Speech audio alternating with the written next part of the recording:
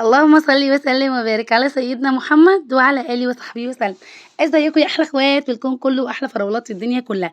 النهارده معانا فيديو جامد جدا جدا، هنعمل نوع حلو قوي قوي من انواع التحليه، وهنعمل غدوه شتويه كده بترم العظم وفيها كل الفيتامينات. بصوا العيال مش سايبيني في حالي. يلا يا اجمل اخوات في الدنيا كلها، اتمنى كده لو اول مره بتشوفوني اتمنى تشتركوا عندي وتفعلوا زر الجرس باشعار الكل عشان يوصلكوا كل اشعار جديد من عندي كل ما انزل فيديو. يلا تيجوا كده وتهجموا على الفيديو وتشوفوه وتشجعوني وتدعموني. يلا بينا ندخل على الفيديو بتاعنا ونشوف ايه الجمال اللي هنعمله مع بعض النهارده. بصوا العيال ملمومين عليا. هنا عبد الرحمن بيقول لكم حطوا لايك وتعارك معاكم، تاخدوش بالكم انتم من بصوا عبط في عبط عيالي دول. يلا بينا يا احلى اخوات في الدنيا كلها ندخل على الفيديو واضربوا لايك جامد جدا، ويلا بينا ندخل على الجمال. معايا هنا كده دي بصلايه كبيره مسكتها قطعتها كده بالسكينه، وممكن تفرميها بالكب عادي يعني مش هتقول حاجه خالص. نزلت عليها بمعلقه كبيره كده من السمنه، اي نوع سمنه او اي نوع من انواع الدهون يعني، او اي حاجه عايزه تطبخي بيها براحتك. عندك ليا عندك دهنه عندك سمنه اللي عندك اشتغلي بيه. وعندي كده كميه من اللحمه، ده كده كيلو من اللحمه. انت برضو استخدمي اي مقدار انت عايزاه. هشوح اللحمه حلوه قوي كده مع البصله بعد ما اتحمرت. خدوا بالكم ان البصله اتحمرت مش اتشوحت. هنزل عليها كده ورقتين لوري، وكمان هنزل عليها بنص معلقه فلفل اسود صغيره ونص معلقه كمون صغيره، وهقلب الكلام ده يتحور مع بعضه. ورقتين لوري كده معايا هنا كده، ده رتل من الطماطم يعني رتل من عصير الطماطم. هصفيه كده عشان تبقى الاكل معايا يعني يبقى يعني ما يبقاش فيه كده الصلصه، ما تبقاش خشنه كده، تبقى ناعمه كده وبيورو حلوه. هقلبه مع بعضه كده واسيب اللحمه بقى تستوي مع نفسها كده مع الطماطم تتصلص. هنا كانت استوت كده 3/4 تسويه. جبت معايا هنا كده 3 4 5 فصوص توم بيفتحوا طعم الطبخه معاكي، وكمان التوم حلو مضاد حيوي. تعالوا هنا بقى كل انواع الخضار اللي في السوق انا جبتها. جايبه كرنبيط، جايبه بسله، جايبه فاصوليا، جايبه اللهم صل على النبي جزر، بطاطس، حاجات كتير كده حطها على بعضها. الطبخه دي تحفه والله العظيم جميله. حطيتها على النار كده ومش هضيف اي ميه ولا حاجه على الخضار، هيسيبه كده ينزل السوائل اللي فيه. هعمل هنا كده طاجن رز جنب الجمال ده. انا قلت كده هبدأ بالاكل وبعد كده اعمل الحلويات. طاجن الرز ده كيلو من الرز، عليه لتر من الحليب، عليه معلقه معلقه ملح كبيره، وهقوم مدخلاه الفرن كده واسيبه يتكتك مع نفسه. حاطه الصاجه كده بتاعه النار كده فوق النار كده بدرجه واحده، او ممكن تحطيها في النص عادي، مش هنشغل شوايه ولا اي حاجه. وهتعملي اجمد طاجن رز معمر رهيب كده. رهيب ولا رهيب؟ هنا كده كان عدى نص ساعة. انتوا شايفين الجمال؟ مش مشغلة الشواية ولا حاجة. الناس اللي بتحتار دايما وتقولك لازم، انا بوريك اهو مش مشغلة الشواية، لازم تشغلي الشواية وتشغلي النار تحت لما يغلي وترجعي تقيدي النار فوق. لا، الفرن بتاعك ناره حلوة محكوم. حطي الدستة او البرامة ما تبصيش عليها. هنا كده كان عدى ربع ساعة تقريبا. هسيبها بقى كده وهدي النار عليها وهسيبها تكتك مع نفسها. تعالوا نشوفوا بقية الخضار بتاعنا، بقية الوصفة يعني. بصوا هنا بقى الخضار كده بيتكتك مع نفسه والريحة طالعة. يا سيدي نسيت اقول لكم ان انا حاطه عليه قرن شطه اخضر. مش اكلات بقى اللي بتدفي دي وبتشبع في الشتاء وكلها فيتامينات والله العظيم. يعني لو عندك حد مش بياكل اي نوع من انواع الخضار دي هيضطر ياكلهم مع بعض كده، لان طعمهم بيبقى حلو. ده تورلي بس انا عاملاه مطبوخ كده مش في طاجن في الفرن. حطيت عليه كده بقى، زودت الميه بعد الخضار ما نزل سوائل اللي فيه واتشربت مع اللحمه والطعم بقى حلو كده. ضفت الميه وضفت الملح بتاعي وهسيبها تكمل تسويه. خلصنا كده المرحلة دي. تعالوا بقى نشوف المرحلة دي. هنعمل مع بعض المهلبية بس بطريقة خطيرة، هنضيفه إضافة مع بعض حلوة. أنا حاطة هنا كده، هقول لكم الأول مقادير. كل كيلو من الحليب هتحطي عليه 4 معالق من النشا وأربع معالق من الكاستر، لا 3 معالق كاستر و3 معالق نشا، وعليهم رشة الفانيليا، وعليهم كوباية من السكر لكل كيلو. أنا عاملة هنا كمية.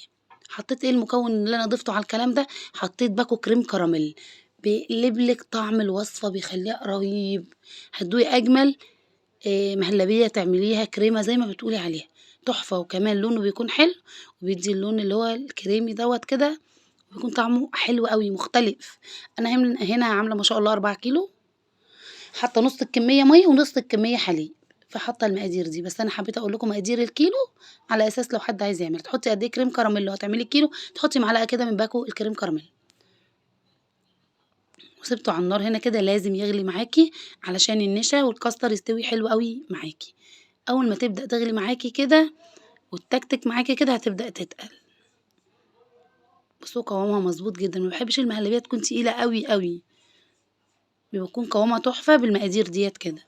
حضّرت بقى البولات بتاعتي اللي هافضّي فيها الكريمة بتاعتي، وهابدأ بقى أصُبّها وهي سخنة كده على طول، مش بتسيبيها على جنب ولا حاجة وتقولي لأ لمّا تبرد أو كده، لأ خالص. بُصّوا ما شاء الله لونها تحفة وريحتها جميلة أوي، كمان هنحط عليها تَكّة دلوقتي هتعجبكم، تَكّة، تَكّة، تَكّة، فاضل تَكّة على آخر السكة.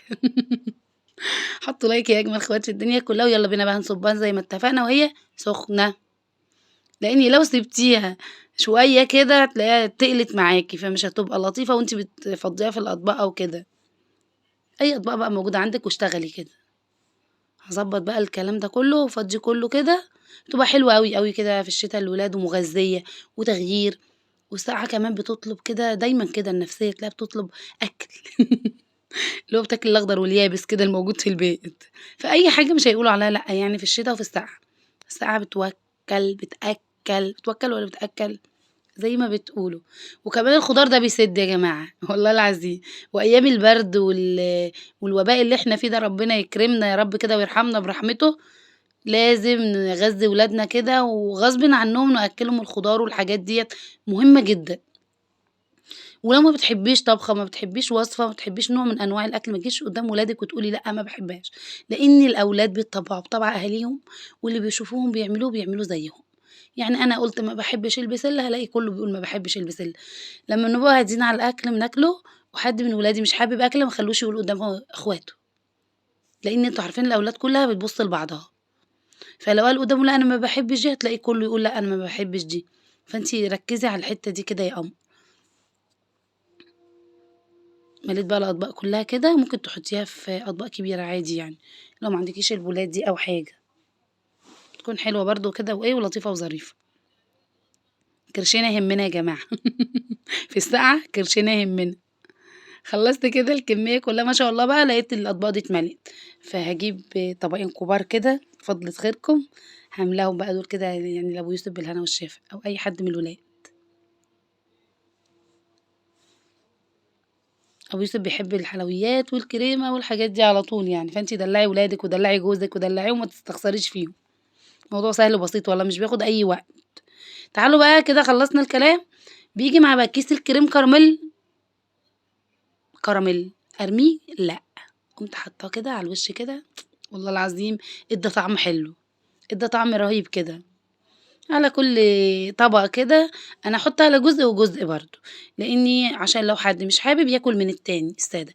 عندِك مكسرات حطّي على الوش، ما عندكيش ما تحطّيش، ما بيحبوهاش ما تحطّيش، عندي ولادي بينقّوا الزبيب يرموه، فبطّلت أحطّه.